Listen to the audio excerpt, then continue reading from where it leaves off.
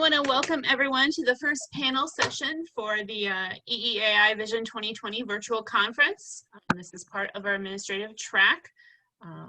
And we have with us today Tom, Jamison, and Ronda as our panel. So I am going to first give a thank you to our sponsors for our conference this year, which would be NIPSCO, Mary Lee Environmental Center of Goshen College, and NAAEE for sponsoring our conference. For everybody else, as this is a, trying to let people in and talk at the same time, sorry about that. As this is a panel, I am going to really turn it over to the actual panelists and let them, instead of me trying to introduce each of them, let them just very quickly give a short introduction of themselves, you know, how they really got into the role of administrators. And then I do have some questions to kind of get us going, but then feel free to start dropping questions into the chat box, and we will see if we can use up our hour of time and get as much information as possible. So if, you know, Tom, if you want to go first and kind of give a short introduction and then move on to Ronda and Jamison. All right, yep, so I'm Tom. I work for the town of Middlebury, Indiana, and I've been in kind of parks and recreation, environmental education, land management type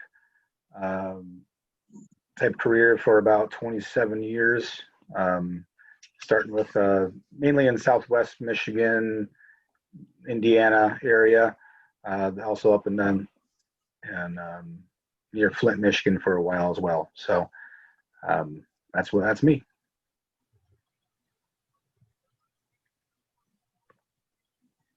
Ronda, you want to go next? I'm sorry, it's like I look at the screen and I'm first. I'm expecting Jamison afterwards. First. I'm Ronda DeCaire. I am the director of the Elkhart County Parks Department, and I have been in the environmental education, parks and rec field for 28 years.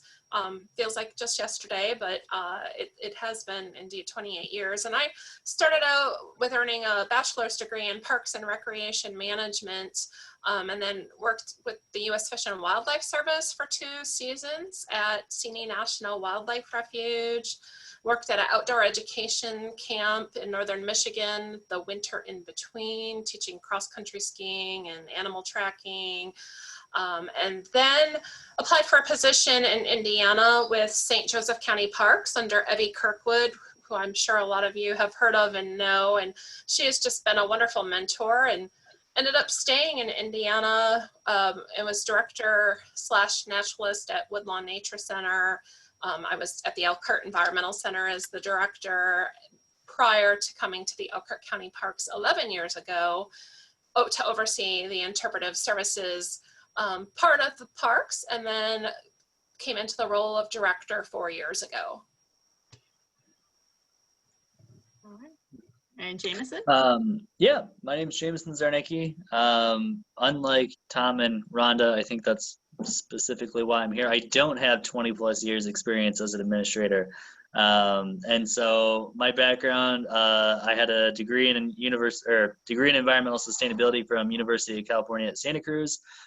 Started my career off in sustainability with waste reduction, and then was a team leader for a program called AmeriCorps for a while as a community relations team leader. And so started off kind of my EE track with currently in Elkhart, over the Elkhart Environmental Center, where Ronda was for some time, as she said, the Elkhart Environmental Center. And then just recently in July, I became the superintendent for the City of Elkhart Parks and Recreation. So I think I've had a unique coming into this role as opposed to a lot of other people, but so I have probably a way different side and view than maybe they do, but not necessarily the best views or the right ones. So I'm excited for this just as much as everybody else is. All right, sounds good. So what I'm going to do is I'm going to ask, I'll pick out just, randomly, not that I want to pick on anyone in particular, one of you and ask a question. And then, like I said, if the other panelists feel that they would like to add on to, that answer, feel free afterwards. It's not that, I don't want everyone feeling that they have to answer a question, but after someone answers, if you wanted to add to that one, you are more than welcome to. Adding in people, which is great. We're getting a good turnout here. For the rest, again, if you have a question that is just kind of itching away at you, feel free to type that into the chat, and we will try to get to as many questions as we can in our hour of time that we have here. So my first question I'm going to throw out, I'll throw it out to Rhonda first and be, what challenges have you in your time as an administrator have really come across in environmental ed? Challenges with the Elkhart County Parks or over my career as a whole? You pick if you want to stick with where you currently are, or if you kind of want to go through the whole gamut of it. Sure. I think probably it's the tough question because I've never really had a whole lot of challenges, but there's a lot of misconceptions out there as environmental education leaders for us to overcome. And that's everything from people being fearful of snakes and wildlife. I can remember at one point walking a young girl and taking her on a hike at the environmental center, and she was afraid to see a deer because she thought a deer was going to attack her because she was from an inner city school, and the only time she had seen a deer was on television on attacking a human. So I think that is probably one of our biggest challenges, is people being afraid of the out of doors. And we have mosquitoes with EEAI and ticks with tick-borne diseases. That is also scaring people from being out of doors. And so I think that's probably one of our biggest challenges. The less connections we have with people out of doors, my biggest concern for our future is people willing to take care of our environment. So that, I would say that's one of our biggest challenges as EE leaders. No adding in there? I think you're muted, Mindy. Am I muted? Nope, I'm good. Can you hear me still? Yeah. I'm hoping. I keep knocking people in, so I'm trying to double duty it in here. I guess I'm going to throw this one at Jamison because this might be an interesting one for you. So for people that are looking at getting into the next step of becoming an administrator, what tips can you give since you're brand new in that whole realm? Yeah, for me, it seems a little bit of anomaly, I think sometimes, because it's not the usual track that people have where they just kind of find themselves in this position. I know that a lot of my success here is because it's been of my passion and my interest in building my hometown. So I don't think I would have been as successful if I had gone and stayed in California. And I think I would have had to go through the gamut like many others and prove myself. And so I've been able to be successful here because I have a lot of experience with this place, and the connections I've been able to make and the impact I've been able to make has been on a bigger level because I have connections like I would have if I had built them over 20 years time, like Ronda and Tom have done. And so I've seen a lot of success, I think, from the hometown stretch sort of thing. And that's really just served me leaps and bounds because I've been able to bridge out just like they do with stakeholders from other areas that I had already known in my private life. And so I think that's why I've been strategic. And so advice that I would have to people is figure out, what it is that people, that they want to hear and how do you find synergies and things. And I think for me, administrators and why I think that I've been successful in this position is you have to be able to look at the big picture and you have to do a lot of project management and you have to tie in, the funding mechanisms. And I think people have a lot of good ideas in general, but ideas are only just that, ideas, unless you can put them into practice. And so while I've been able to develop the connections and the rapport with people easier here in my hometown, I think for people that are starting out, I think that initial big picture thinking of of starting to see leverage points and synergies of saying, you know, well, I see this as a challenge, and I can see, you know, work through A, B, C, and D to reach E. And I think that's a big job for us as administrators of figuring out that big picture. Thank you.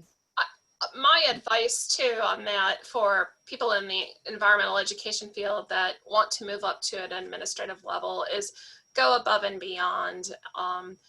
Learn more than just environmental education. Learn how to do a news release, a press release, how to write a grant, how to form relationships and partnerships. All of those building blocks. So many times I see people in environmental education that just want to do environmental education and nothing else. But you need to build the skills to move up and to move forward. Mm-hmm. And Jamison is a perfect person with perfect passion, by the way. I was excited when he was placed into that role. So perfect, but I appreciate that. Yes. But I think you do need to be ready to take on the challenges and be willing to put yourself in an uncomfortable position when you want to take lead of things. And I know that everybody who's been a leader in something knows that same feeling where it's on your shoulders of putting yourself out as the public person and answering issues when they come up. And sometimes I'm finding that is an issue, is that sometimes a lot of this is solving fires, but there are a lot of good things too. I would just say to add to that is, you know, once you get to this level, you have to work with boards, whether it be a town board, township board, county board, and just being that accountability level of usually you have reports you have to bring to them. They're kind of like your boss, and then you have people to report to. It depends on what level you're at. But just kind of understanding the politics. Unfortunately, there's politics at these levels for sure. That's a good thing and a bad thing.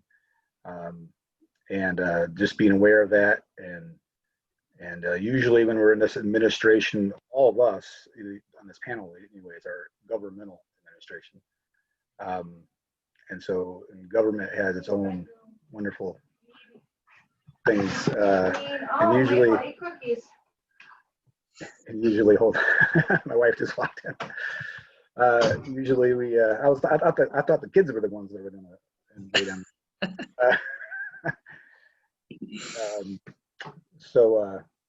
But yeah, usually there's a whole bunch of other loopholes and things that kind of slow the process in government. So kind of going back to Jamison's idea of, you know, trying to see the big picture. And, you know, I want this and I want it now type of thing. Well, it's probably not going to happen that quickly. It's you have to go through the diligent processes of what it takes to get things done at a governmental and administrative level. All right, good. Well, you talked about working with a lot of other ones. So I guess another question to have is, so what kind of suggestions, Tom, do you have for being able to make partnerships with others? Because I know that's a big part of environmental ed and parks in general, are those partnerships. Yeah, and partnerships can happen on any level. It could be, you know, volunteers, it could be other civic groups in your community, you know, larger organizations. You know, we're a pretty small organization in the town of Middlebury, and there's only 2 full-time staff on one of them, and so we rely heavily on volunteers, heavily on other local entities, soil and water conservation district for programming, and so it's just a matter of, you know, reaching out. It's a matter of getting your name out there, going to meetings, which I haven't been too good lately, of going to the green meetings that we have locally here. But we're also, it's just, you know, helping out with certain programs that other organizations are holding, and then having that reciprocity of them coming to help you out. And so, it's just a matter of getting out there and meeting people. I like to say, you know, shaking hands and stuff like that, but given air high fives. So yeah, there's a lot of that. So. Rhonda, I have a question. So how do you support the people that you work with? Can I actually add to the partnership thing? I Oh, think go for it first. Yeah. one of the things about Elkhart County for a very long time, at least 25, 30 years, we have done a very good job of building partnerships through all of our natural resource agencies. For over a decade, we took turns writing articles in the Elkhart Truth each month that focused on environmental education. And some months it was the county parks, some months it was the environmental center, some months it was Middlebury Parks. So we called that the Green Page, and that went on for, like I said, 10 years. Nobody reads the newspaper anymore. We did things like planning Earth Day. The Master Naturalist class was started. So I agree with Tom. Get out there, get to know the other natural resource agencies in your communities if you don't already partner, because it's important. And I know Krista Daniels is in on this conversation, and her and I both truly feel that there were times where we felt alone, but when we came together as partners, we knew we were stronger in pushing forward the environmental education aspect. So that's important. Partnerships are important. All right, go ahead. I'm sorry. Okay, no, that's fine. All right, so as an administrator, how do you support the people that work with you? Either that work for you or that you work with? Sure. My staff know I have an open door policy. If they need to talk to me about anything, my door is open. They have managers. We have several layers within our department. That if there are issues, yes, they should use the chain of command, but they also know that I am here for them. And if I don't know the answer, I will find the answer and I will find a way to support them. And I think that's important. In the past, we sometimes had layers of management who were a little more aloof and didn't necessarily communicate one-on-one with staff. Just over the past 2 weeks, I've had one-on-one sessions with staff, and it was wonderful to see their smiling faces because we haven't been able to come together to meet via COVID. So I think having an open door policy is super important. Celebrating successes, we, for a short time, had a kudos program where our staff would support each other whenever we came together as a meeting. So if Krista, for example, saw a gatehouse attendant with great customer service, she would write her a kudos and then present it to her at a meeting or to her personally. And that was a way for us to all reward each other. And there were times, even I as director never expected a kudos, but my staff would give me a kudos occasionally. So that's a way of giving each other support within your department. So those are two things that come to mind for me. Mm-hmm.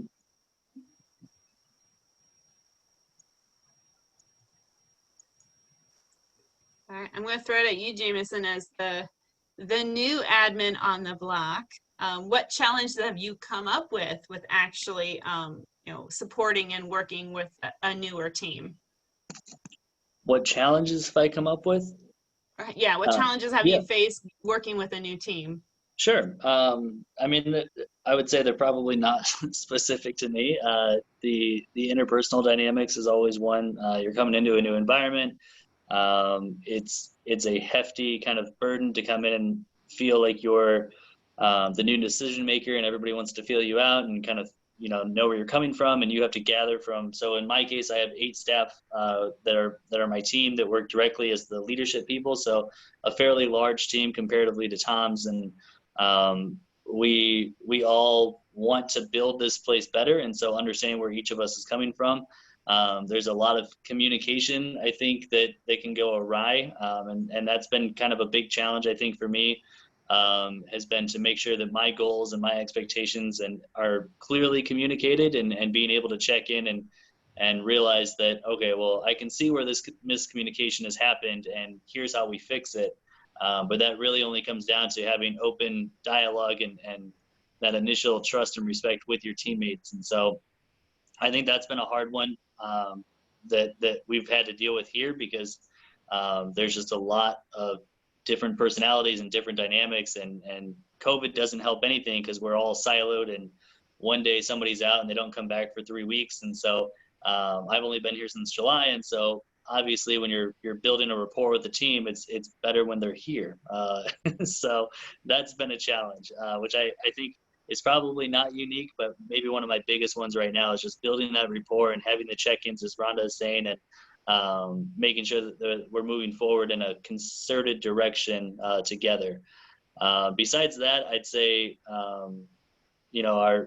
the biggest thing is the politics on the scene. And I think that's probably something that all administrators face, is that at least in the government, and I know Allison's on this, so I'd be curious to see how she feels from a non-governmental side, but you still have the universities that you work with and that sort of stuff. But I always tell people I have 3 bosses. I have the Parks Board, the Mayor's Administration, and the public. So I have to make sure it's cleared by each party. And that's been a challenge, I think, and always will be for all of us. I think a challenge too for larger departments. Tom, in some way, may have 2 staff, but he's very fortunate because he's just him and another staff person to communicate with. And Jamison's totally correct that communication, when you have a large department and you're spread out over 4 or 5 major parks and trails, and you have a museum and naturalist staff, it becomes very challenging to make sure everybody is on the same playing field and hearing the same information. And COVID has especially made that tough, not being able to have regular staff meetings in person. And so tiny departments, Tom, can be beneficial. Sounds like he's on mute. So I'm gonna turn that around on him, because I also work for a very tiny department, although we have more than 2 people now. So, but there wasn't that many when I started not too long ago. So that kind of gets me to you, Tom, realizing being a small department, that just means that you have more hats, more roles that you need to play. Even as an administrator, and I'm sure your other staff have more roles that they would play than a large department would. So how do you manage, as administrator, manage all of those different hats? Yeah, that's definitely a challenge. The bright side of it, the positive side of it, is I'm never bored. It's always something different, always something new. And no doing the same thing every day, but the challenge of that is, because like you said, we're small enough where I'm still out there doing the day-to-day maintenance of things. So one day I'm cutting down some trees and hauling brush, and the next day I'm writing a grant or going to a trails meeting. So it can definitely wear you out. Yeah, I've never been a super great organized person, and it's definitely gotten me to a need to be more organized and have planning documents and a lot of people have gone to most of their planning on the digital phones. I have like kind of almost 3 layers. I have stuff on my phone. I have written stuff in my planner, and because I need all those extra things. The older I get, then the more help I need for remembering the different tasks and different meetings here and there. And so there's lots of different challenges, but at the same time, it's never boring. And get to go outside, and nature's always there for an escape. So that's why we all got into it in the first place. So awesome. I'm gonna pass this one on, and all 3 of you are welcome to answer this one. But so how do you define success? We all know that our whether it's the mayor, whether it's your town council, whether whoever it may be, how they rate your department successful might be different than how you would rate yourself. So, you know, as your administrator for your department, how do you rate or define success for your department? I think for us, it's recognizing our accomplishments. You know, for many years, our department didn't grow. And it stayed the small size, 2 or 3 parks. But over the past 10 to 15 years, with the growth of our Pumpkin Vine Trail, the addition of our Cobus Creek County Park, we acquisitioned Butte Lake Nature Preserve from the city of Elkhart. We just 2 years ago received a parcel of land from Tom Corson, and we'll be creating Corson Riverwoods County Park next year. We have a couple other possible landowners who are placing us in their will over the next decade. So looking at all of the big accomplishments and celebrating them, but also celebrating the small accomplishments, the little successes that we have with our staff and reaching the community. One example is COVID brought out so many users to our parks. We had more attendance in April on a weekday, some days at our Oxbow County Park, than we would have on a busy weekend during a normal year. People didn't have anything to do. They were going to the parks. And that was a huge, huge challenge for us because our bathrooms weren't open, our playgrounds weren't open, our shelters weren't open. But yet I felt like we were successful because we were offering something to the community that they couldn't get anywhere else. And I think that we made a lot of new fans as a result, and a lot of new park patrons. We have one gentleman that said, I have never been to the parks. My gym is closed. I have to now work out in the park. And when my gym reopens, I'm going to go to both. And that's a success. That's huge. So little successes and big successes, and celebrating all of those accomplishments. I would say, you know, for us, I always refer, if you're able to, is going back to your master plan and your planning document, which will give you, you know, that roadmap to what did other people before you determine as success for your department. And a lot of times, at least in our case, it's a public input sort of thing. So, you know, you're going along the lines generally with what the taxpayers want, your constituents, that sort of stuff. So I think for me, that's always the guiding document to say, okay, well, what is it that other people have determined as needs for this department and this community? And how do I use my impact and my abilities and my team to see those things through? So for me, it's always been, you know, knocking things off of that plan. But I love what Ronda's saying with the little things and looking at those small accomplishments. You know, a big thing for me has always been, if I get a thank you card or so from somebody, that's always told me that I'm doing a good job, which I know is kind of like a pat on my own back, but I always appreciate that, you know, and I appreciate people recognizing our efforts. And that's always something that's kept me going and excited, is somebody saying, well, we really appreciated this, or I'm happy that this is happening. And it's nice that people give us that feedback. And I think that's always been a measure of success is, are we wowing people? Are we going above and beyond people's expectations?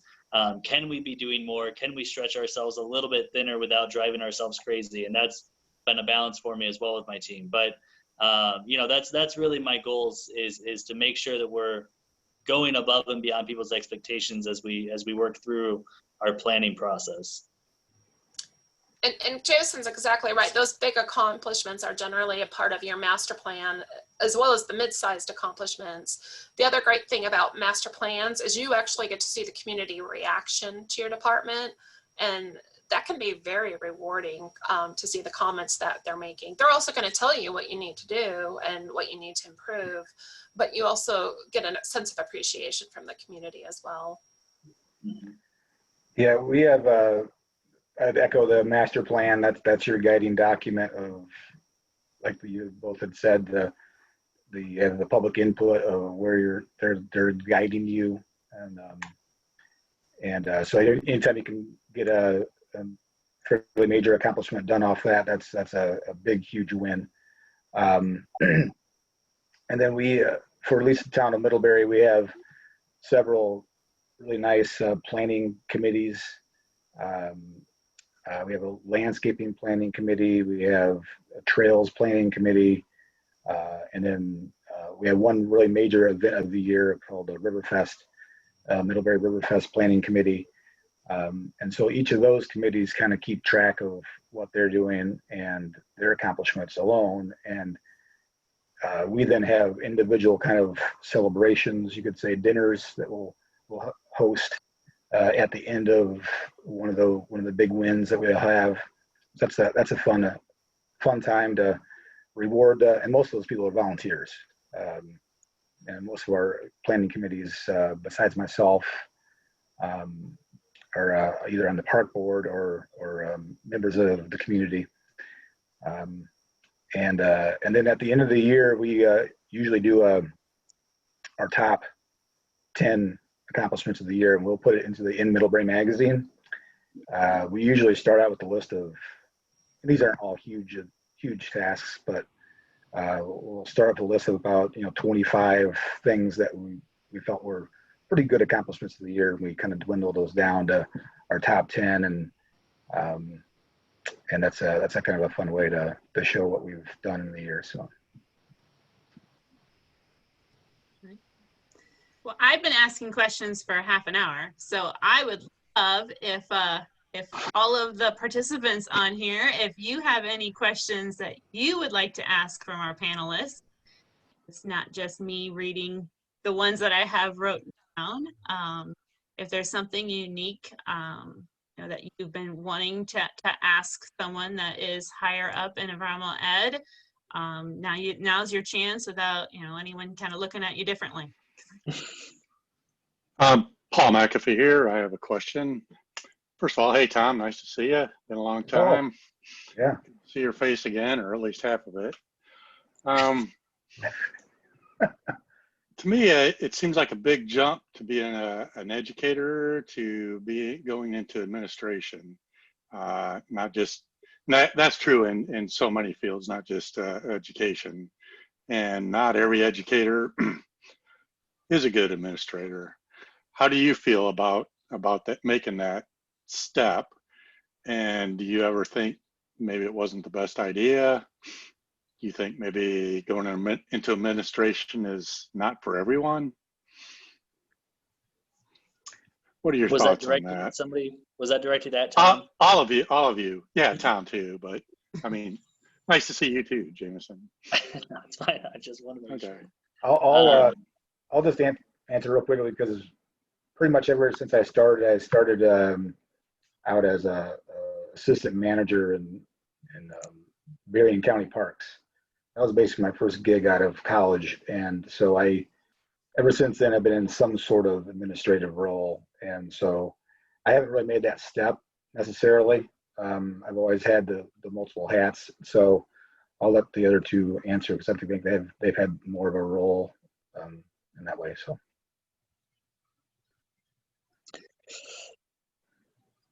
I think Paul, I have definitely had some of our interpretive staff tell me, they're comfortable doing environmental education. I mean, we have one staff member who's been doing it for 25, 30 years and has absolutely no desire to move up even as a manager. And I think that's awesome if somebody knows themselves well enough that they are satisfied doing what they're doing and want to stay in that role. There is absolutely nothing wrong with that.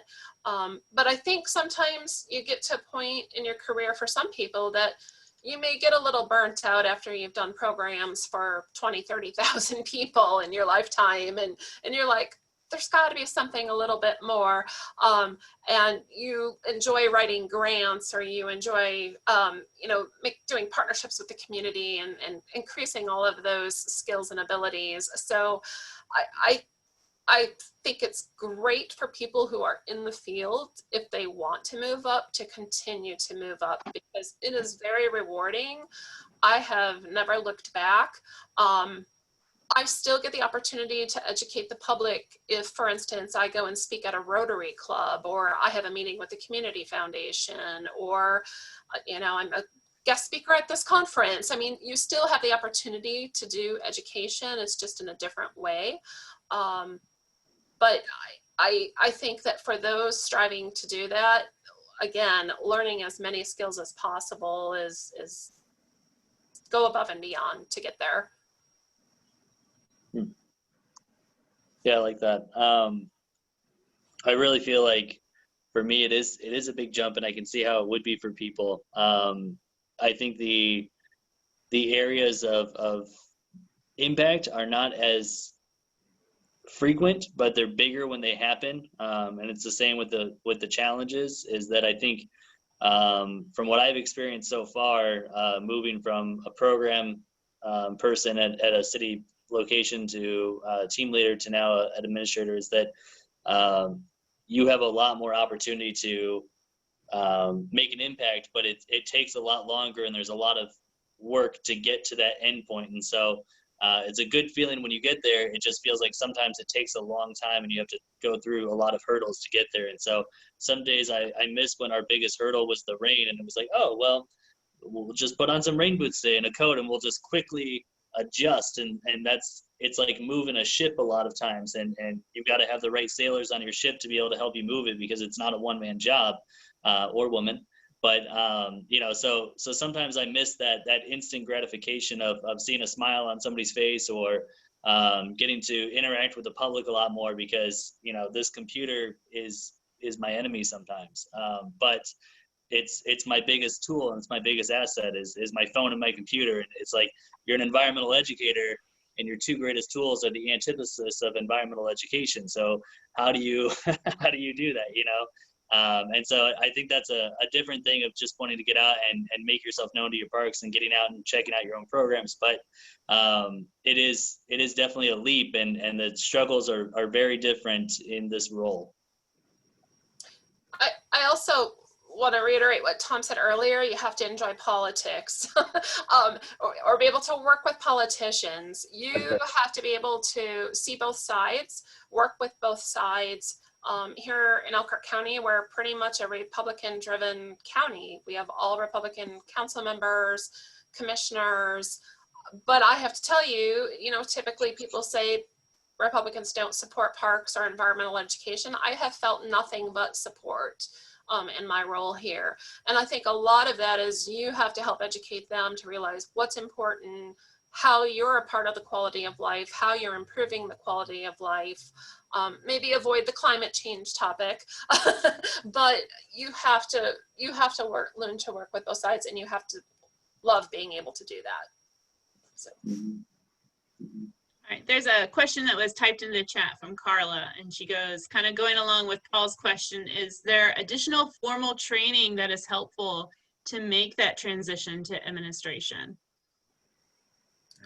So anything you guys have either like gone through or in your time, or even read, or that might have helped you transition into an admin role? Sure. I mean, it depends upon the park department or the nature center or wherever you're applying. They usually have the guidelines of what degrees they prefer, what's required. So looking at those, and also a lot of times in the park and rec field, certified park and recreation professionals, there are professional certifications. I think NAI offers some training, I believe. I can't remember exactly what it's called, but I used to belong to the National Association for Interpretation years ago, and they had a tract kind of where you could, some books and then some trainings where you can get certified for administrator roles. Mm-hmm. Yeah, and I think, I haven't done any formal administration track training or anything like that, but the things that I have found really helpful is leadership books that I've read a lot of, being able to work with a lot of different people and focusing on interpersonal understanding and how to relate to people. So the Myers-Briggs test is a great one. DISC test is a good one. And I think when you're at the leadership level, being able to understand people's work styles is a big thing. But Allison did bring it up in the chat, and I was thinking about it and I didn't bring it up, but the fundraising aspect from an administrator standpoint is a big one. Being able to work through grants and talk to high-level donors and funders.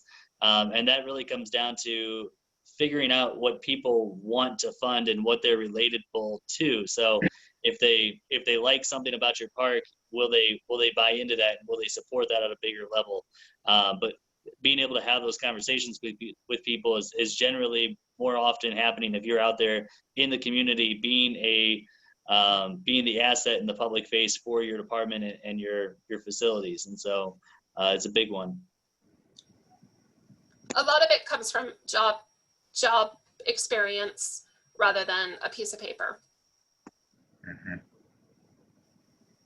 You have to be a people person for sure. Yeah.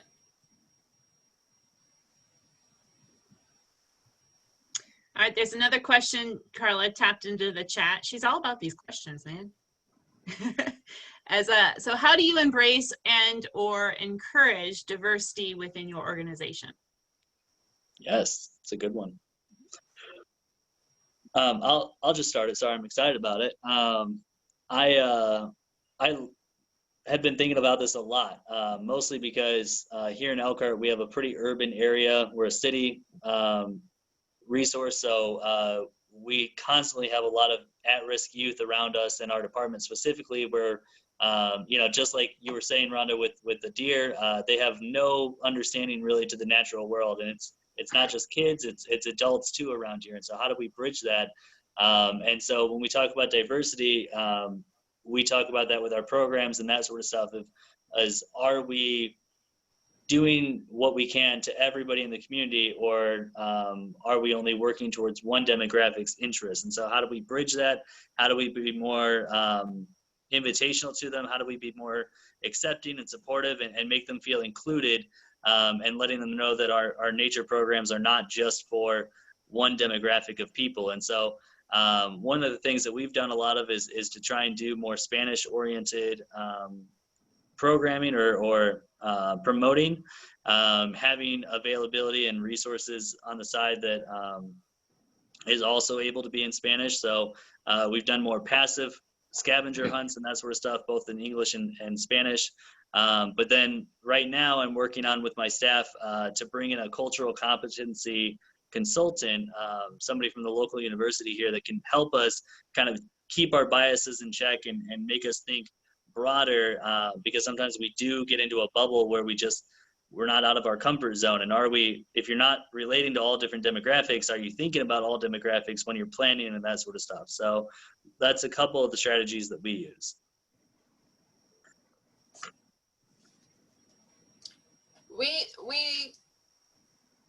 Our interpretive naturalist section right now is working on a plan. How can we attract more diversity to our programs? That's an ever-going challenge. I know Goshen City Parks has had their program materials in both English and Spanish for more than a decade, and they still struggle to get Hispanic families to attend some of their programs. So it can be very much a challenge, but one of the ways we'd like to look at it is people use parks in different ways. If you come to Oxbow on a Saturday, we have a high population of Hispanic families utilizing that parks for family gatherings, family reunions, large birthday parties. So it's not that they're not using the parks, they're just using it in a different way. Our staff, I have to be honest, our staff itself has become more diverse over the past decade. It's very rewarding.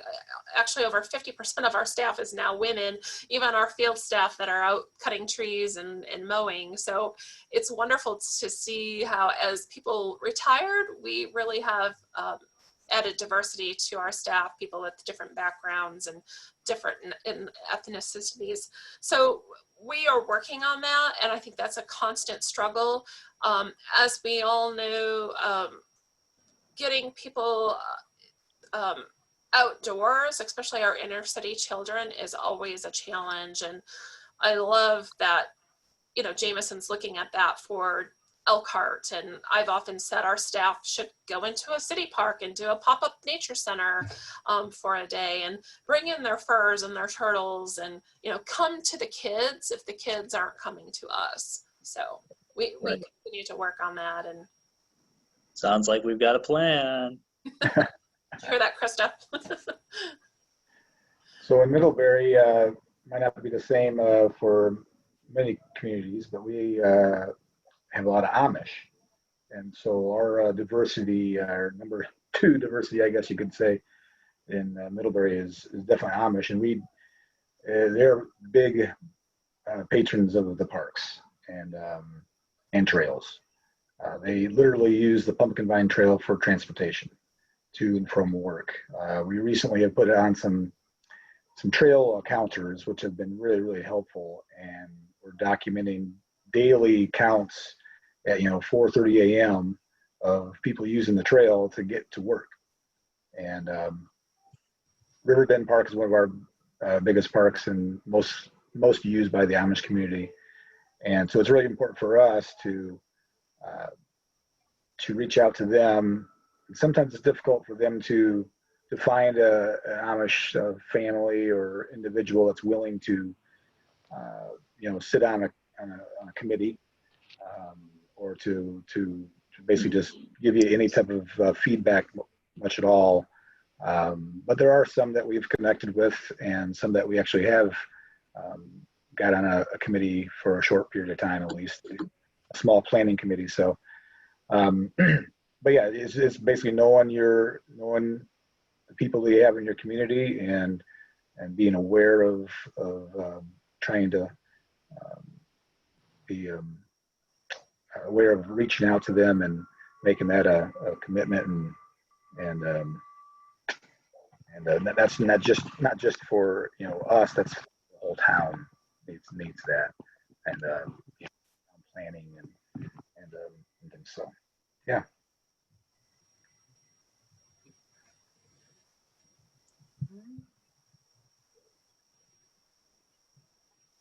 Any other questions from the participants?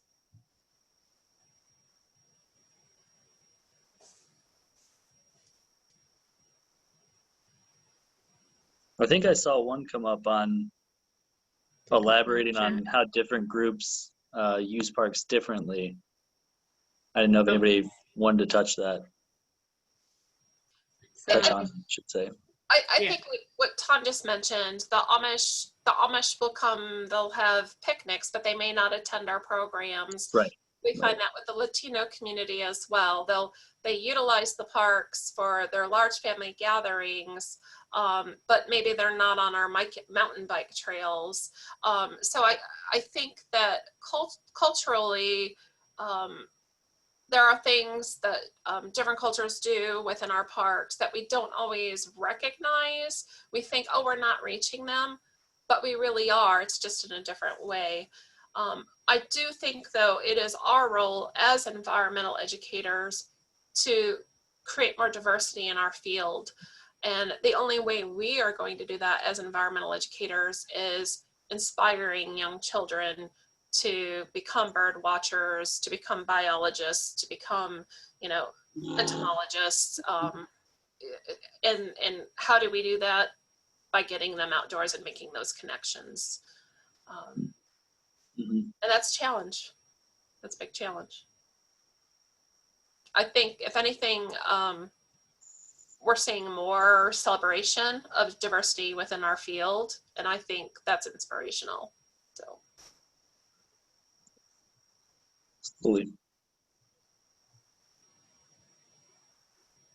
And unfortunately, it probably took a birding incident in New York City to create that movement, but it's working.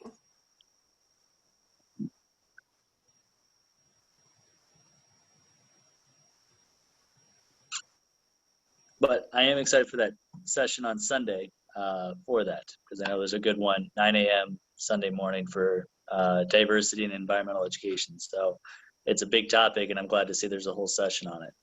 Yeah, another panel. So come and bring questions, so we can keep the roll going. Any Other questions for our panelists?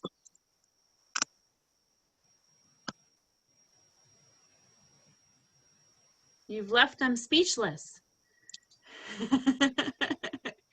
Lots of good information, lots of things to think about. I kind of thought of one. So you all are in administrative positions. What would you like people who are not in administrative positions to know and understand about your unique role, if that makes sense? So the people that you work with and things like that, you are at a different stage with what you have to organize and see the bigger picture of everything. What can others understand about that role that's unique to help work with you better, I guess? Sure. It could be very challenging because we are constantly working with the public. We're taking phone calls from our secretary that's passing on with, maybe there's a tree down on the pumpkin vine, or maybe someone had their dog attacked while they were visiting a park over the weekend. And then we have our staff coming at us with all kinds of questions and, hey, I want to purchase this, or I want to buy this, or, and then we have our park board coming at us. And then you're trying to find time to work on those big picture projects. So our time, it can be very challenging sometimes for staff to get our attention.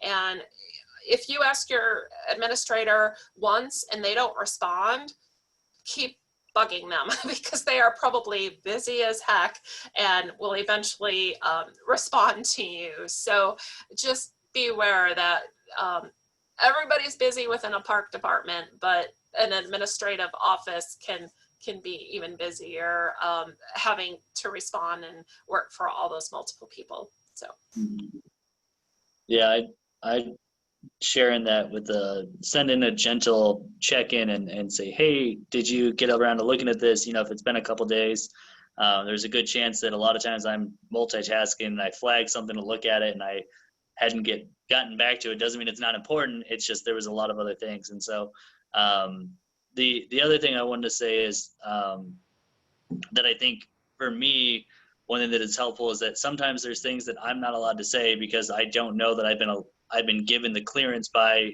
the administration or what's been set in confidence as far as a planning thing with our council or park board. And so I feel like as administrators, we're the go-between where we defend and lead our staff. And at the same time, we do the same by helping our administration and the elected officials get their vision through. So we're kind of stuck in the no man's land of the middle, trying to work with our staff and see their goals and their hopes and bridge that and help them feel that way. And the same with the other side. And sometimes those are conflicting. And we're not always in a position of ability to say what the others are talking to. So if that makes sense, and that's a hard position to be in. And so having patience and understanding to say that while you don't understand the whole thing, it doesn't mean that, I think you know where I'm coming from, but it's a hard position for us to be in. And so a little bit of grace is owed to both sides, where we're doing our best most of the time to try and see multiple views and make them work from different contrasting areas and be the ones who have to make the decision on behalf of many people. Yeah, I think patience is the biggest key there, and timing as well, because we talked about earlier about some people just wanting to see those projects done, tomorrow, and what's the holdup, and is it ever going to happen? And there's just those layers of steps that we don't have all the money yet. We need to raise some more funds yet. We need to get the proper permit yet.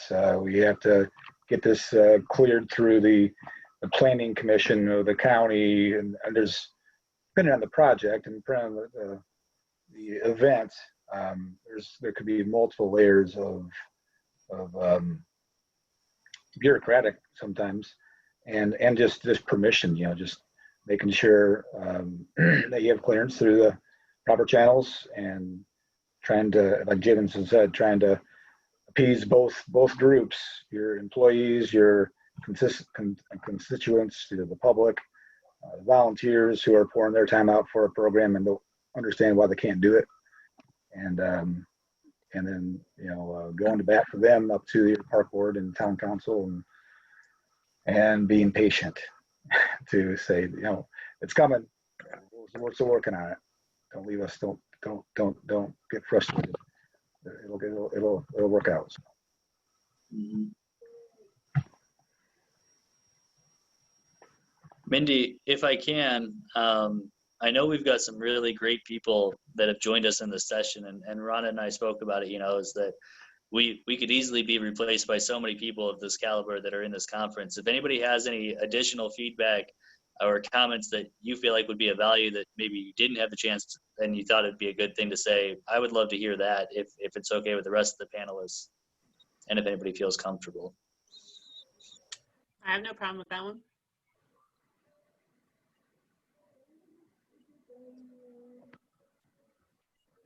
Look, they're all quiet. I know Allison knocked off. I do have one final question for everyone.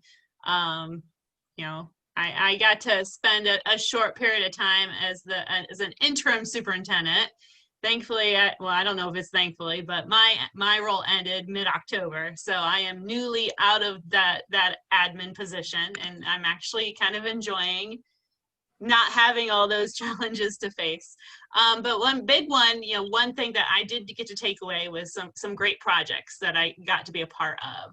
So in your time, as, either in your current role that you're in, or, whether it was like a lower management position, what's been your favorite project that you've had to work with in parks over the years that stands out to you as, at the end of your career, you can say, I got to do that, and that was awesome.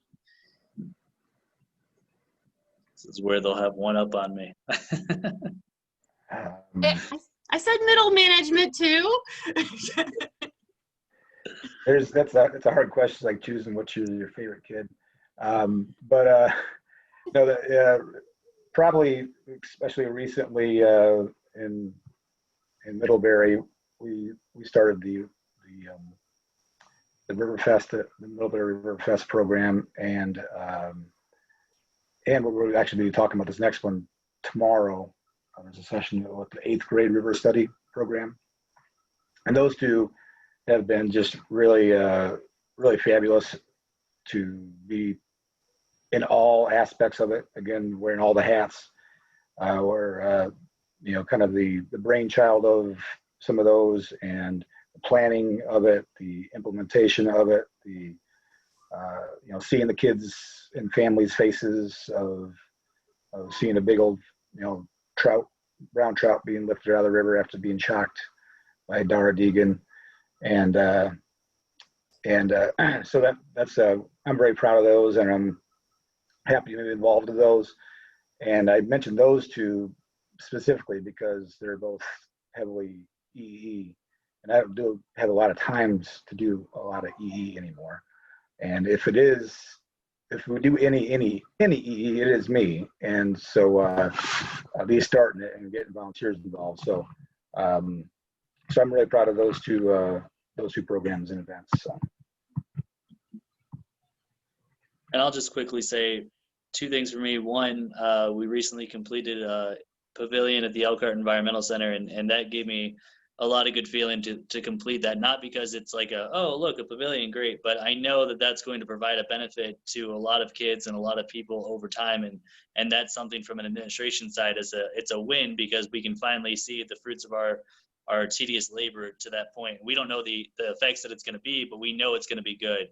And it's the same for the kids that we've been able to work with in our programs, and whether or not I was able to work with them, I know that our programs have some effect on these kids. And so case in point, we had a letter from a girl when I was at the EEC and said, hey, you don't know me, but I came through your program in 6th grade on a wetland exploration trip with my school, and now I'm a wetland environmental scientist in Indianapolis, and I just want to say thank you for that. And I was like, wow, like that's amazing. Then she canned me for a sales thing and said, if you ever need some consulting work done, let me know. But I thought that was great. So so we never know what the impact we're making, but we know that we're doing things for kids. We just will never know the amount of impact we're making. And I think that's always something that's great. I think for me, when I worked at the Environmental Center, there were properties that were coming up for sale. They were on the tax sale. So I started doing land acquisition and writing a lot of grants. Then the city of Elkhart at the time also owned Boot Lake Nature Preserve, which was a restored sludge farm that Elkhart EnviroCorps, which was an AmeriCorps program, restored. That came under their wing. And I helped do land acquisition at that site as well. So that site grew to 300 acres. Just before I left the city of Elkhart, they decided they no longer wanted to have an AmeriCorps program. So poor Boot Lake fell into disarray. There were people having hookups out there. There were drug deals that were happening. There was garbage being dumped. There was vandalism everywhere. There was graffiti, and it had been talked about for about 20 years that that park would someday come under the Elkhart County Parks. And it got super political at times because the city council did not want, some city council members, when they caught wind of that, did not want to give it up. They wanted to try to sell the land, even though it had special easements on it with the DNR because of the grants that I wrote back in the day. But we eventually worked with all of the politicians. We brought that under our wing.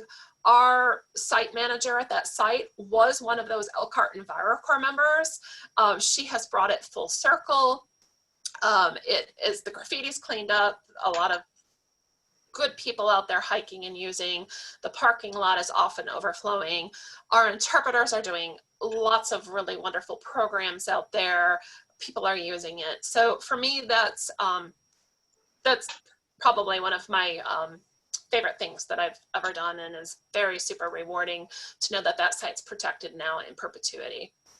And I don't have to worry about a politician selling it to make a factory. It's funny because that Boot Lake property, my first day as the director of the EEC, we were giving it back to the county. And so I was like, oh, okay, well, great. And it's the rightful place for it. It's a beautiful park, though. And I was happy not to have it under my jurisdiction with a staff of 2 at the EEC. We'll let you use it anytime you want, Jamison. So. It is a nice place. All right. Well, I think our time is up for this session.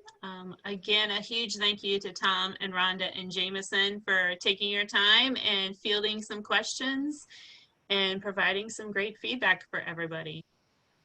Thank you. And if anybody has any questions, feel free to send them by chat. Happy to continue answering if you'd like. And I think Thanks. Thank you, Mindy. goes out there as well as Tom, so feel free to contact us. Yeah. Enjoy the rest of the conference. Bye, guys. All right. See y'all.